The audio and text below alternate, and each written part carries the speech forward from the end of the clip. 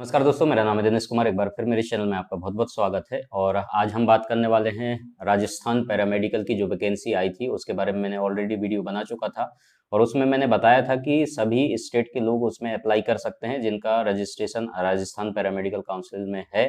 और अभी केसेस क्या चल रहा है कि जितने बाहर से जो हैं, चाहे मध्य प्रदेश हो या फिर यूपी हो, महाराष्ट्र हो, गुजरात, हरियाणा, पंजाब, चाहे कर्नाटक, इन सभी राज्यों से वहां पर आवेदन आ रहे हैं रजिस्ट्रेशन के। और बहुत सारे रजिस्ट्रेशन के आवेदन जा चुके हैं, रजिस्ट्रेशन हो रहा है। तो इसके लिए अभी हो क्या रहा है कि राजस्थान में जो ऑलरेडी लैब टेक्नीशियन हैं या रेडियोग्राफर हैं, उनके लिए जो है उनके मार्क्स यदि कम है, क्योंकि इसका जो है मेरिट लिस्ट के आधार पर या मार्किंग के हिसाब से, जिनका परसेंटेज है, एक्सपीरियंस है, उसके हिसाब से यहाँ पर सिलेक्शन का प्रोसेस रखा गया है और मार्क उसी हिसाब से वहाँ पर मिलेगा।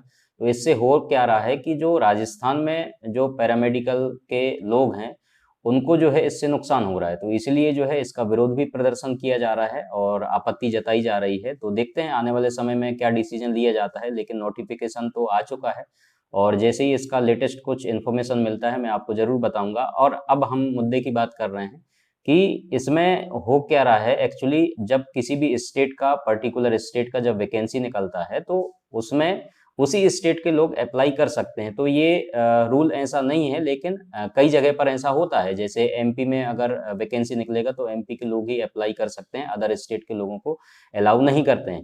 तो कई बार ऐसा होता है कि अदर स्टेट के लोगों को भी अलाउ कर देते हैं। तो अब इसमें हम मेन मुद्दे की बात अगर करें तो स्वाभाविक बात है कि जो उस स्टेट के लोग हैं उनको प्रायोरिटी मिलनी चाहिए, या उनका जो है निर्धारित एक सीट फिक्स कर देनी चाहिए कि इतने सीट पर केवल राजस्थान के लोग ही अप्लाई कर सकते हैं और उनके लिए ये फिक्स है। बाकी स्टेट के लोगों के लिए इतने सीट अवेलेबल हैं, वहां पर वो अप्लाई कर सकते हैं। तो ये चीज होना चाहिए।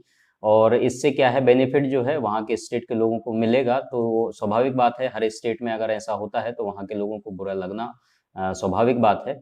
और हम जो है आगे बात करेंगे इस टॉपिक पर कि किस आधार पर ऐसा होता है। तो आप इसके बारे में मैं आपको पूरी जानकारी दे रहा हूँ, तो वीडियो को आप पूरा जरूर देखना। पहली बार आए हैं चैनल पर तो सब्सक्राइब भी कर देना, वीडियो पसंद आता है तो लाइक कर देना, दोस्तों में शेयर भी जरूर करना, ताकि इसी तरीके की इन्फॉर्मेशन मैं आप लोगों तक पहुंचाते रहूंगा। तो अब हम बात करते हैं कि ये किस बेस पर जो है ये चीजें होती हैं। तो माना जाता है कि जैसा लैब टेक्नीशियन के अभी के सिचुएशन में अगर रिक्वायरमेंट देखा जाए तो यहाँ पर एक्सपीरियंस्ड लैब टेक्नीशियन की जरूरत है अभी की कंडीशन में जो चल रहा है। जैसे कि कोविड का केस चल रहा है, तो इसमें ये है कि आप अगर फ्रेशर हैं, अगर कंपटीशन एग्जाम के बेस पर अगर आपका सिलेक्शन किया जाता है, तो जो फ्रेशर्स होते हैं उनको थ्योरेटिकल नॉलेज ज्यादा होता है। और कंपटीशन एग्जाम में अगर सवाल पूछे जाते हैं तो वो अभी अभी पढ़ के निकले हैं तो उनको बहुत सारा नॉलेज रहता है। और जो एक्सपीरियंस जो लैब टेक्नीशियन बहुत साल हो गए हैं उनको पढ़े हुए काम कर रहे हैं, अगर उनके लिए एग्जाम जो है थोड़ा सा टफ हो जाता है, क्योंकि वो थ्योरी पार्ट छोड़ देते हैं और केवल उनको प्रैक्टिकल नॉलेज होता है। तो ये कहीं ना कहीं वेरिएशंस होता है इनके बीच में।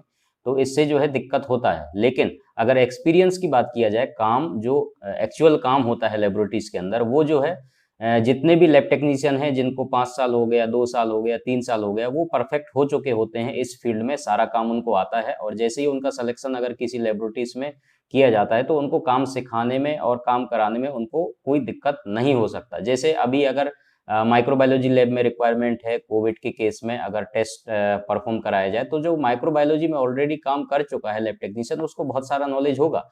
अगर उसका सिलेक्शन कराया जाता है इसमें, तो उनको ना तो सिखाना पड़ेगा, ना तो कोई काम को समझाना पड़ेगा, ऑलरेडी वो काम कर रहे हैं तो उनको वो चीज पता है। लेकिन जो फ्रेशर्स आएंगे उनके लिए क्या होगा, काम को आपको सिखाना पड़ेगा और पूरा चीज उनको बताना पड़ेगा, तो उसमें थोड़ा सा टाइम लगेगा। तो इसलिए जो है अभी क्या हो रहा है कि अगर एक्सपीरियंस्ड लोग आएंगे तो काम सिखाने का वो जो टाइम है वो बच जाएगा और डायरेक्ट जो है काम उनसे लिया जा सकता है। तो ये सिचुएशन अभी की कंडीशन में है।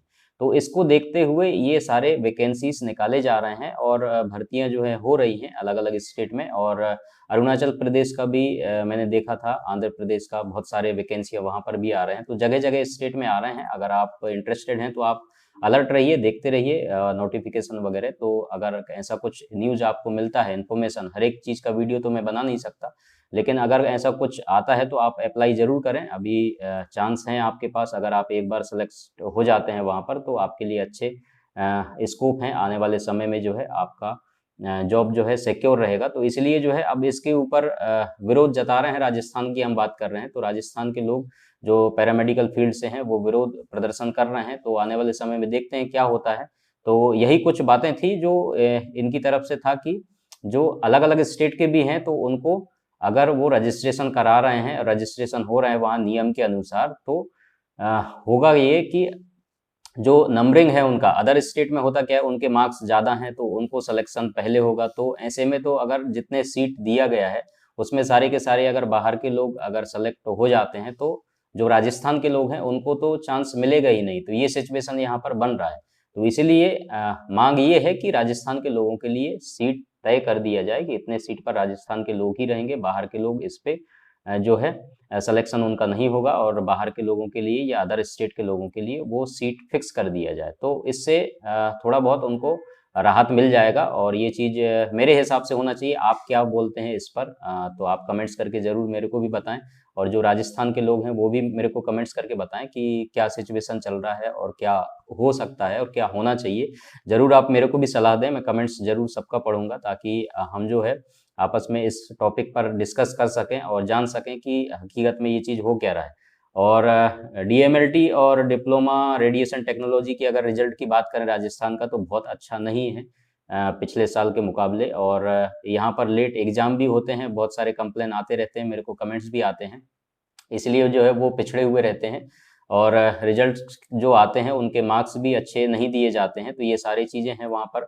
और पंजीकरण की बात करें, अगर अलग-अलग राज्य की बात करें तो अभी यूपी, मध्य प्रदेश, हरियाणा, पंजाब और गुजरात के लोग यहाँ पर रजिस्ट्रेशन जो है करा चुके हैं बहुत सारे लोग। और इससे होगा क्या कि यहाँ के लोगों के मार्क्स जो हैं अगर ज़्यादा हैं, अच्छे मार्क्स इनको मिलते हैं, तो इन लोगों को बेनिफिट मिल जाएगा। और इच्छा बाकी लोगों का भी है, मैं किसी के अगेंस्ट नहीं हूँ कि ये लोग जो रजिस्ट्रेशन करा रहे हैं तो इनको मौका नहीं मिलना चाहिए मौका। अगर ऐसा कुछ नियम है कि हर स्टेट के लोग, इंडिया है, इंडिया में आप कहीं पर भी जॉब कर सकते हैं ऑल इंडिया में, तो ऐसा नहीं है, किसी के साथ पक्षपात नहीं किया जा सकता। लेकिन अगर उस स्टेट का वैकेंसी केवल निकला है राजस्थान का, तो राजस्थान के लोगों की भी कुछ इच्छाएँ हैं, तो उनकी भी कुछ माँगे हैं, तो उनको भी पूरा किया जाना चाहिए। चाहे आप मध्य प्रदेश के हों, तो मध्य प्रदेश के लोग भी यही चाहेंगे कि हमारे स्टेट में अगर वैकेंसी निकलता है, तो अदर स्टेट के लोग यहाँ पर अप्लाई ना करें ताकि हमें जो है चांस मिल सके। तो ये हर किसी की इच्छा होती है। अगर ऐसा नहीं होता है तो कॉम्पिटिशन और ज़्यादा बढ़ जाता है। इससे होगा क्या, वहाँ के लोगों को जो है जॉब मिलने के चांसेस कम हो जाते हैं। तो ये सारी समस्याएँ हैं।